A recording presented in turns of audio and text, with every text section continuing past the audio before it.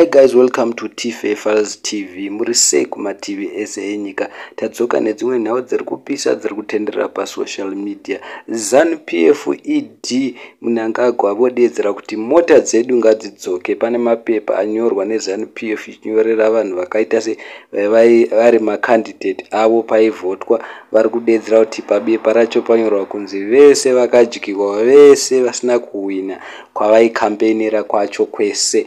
Zviri kunzi vese ngavadzose mota.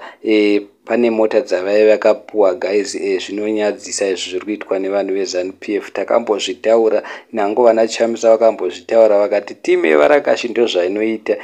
Zvakutorera vanhu vaya veZanupf zvinhu. Vanhu vanga vakufa, vazukuru vambuya nehanda vanga vakufa nekuseka vachiti ngavatorerwa. Ndo vaidedzera kuti ED pfe, ED huchi. Saka vazukuru vambuya nehanda vadedzera kuti zvinezvi for the next 5 years hambofu makadya chicken ini muchaidya futi next of 5 years idzodzo dziri kuuya. Saka ndisi guys kuti munoti kudiva mwana vadedzera kuti nyange mabhazi muchakwira for the next 5 years muchafamba netsoka kusvikira manzwa. Handisi guys kuti munoti kudi, asi ndo iri kutambika. Zanupf yakutorera vanhu vayakapa mota. Iri kudedzera kuti wese munhu akadyiwa ngaaripote, ngauye nemota idzi tiri kudzida, toda kudzipa vanhu vanodhizeva. Saka ndo zvatanga tavaya nazvo guys.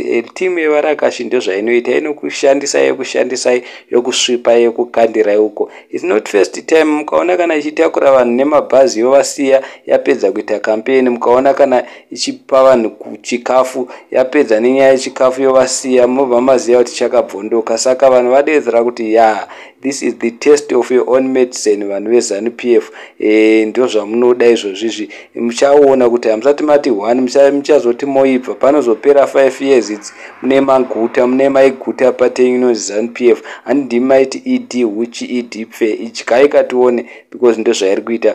Pakadyiwa Zanupf kune mamwe maconstituent yakatanga kubisa mabhorehole, zvibhorane zvese chichi. Thank you.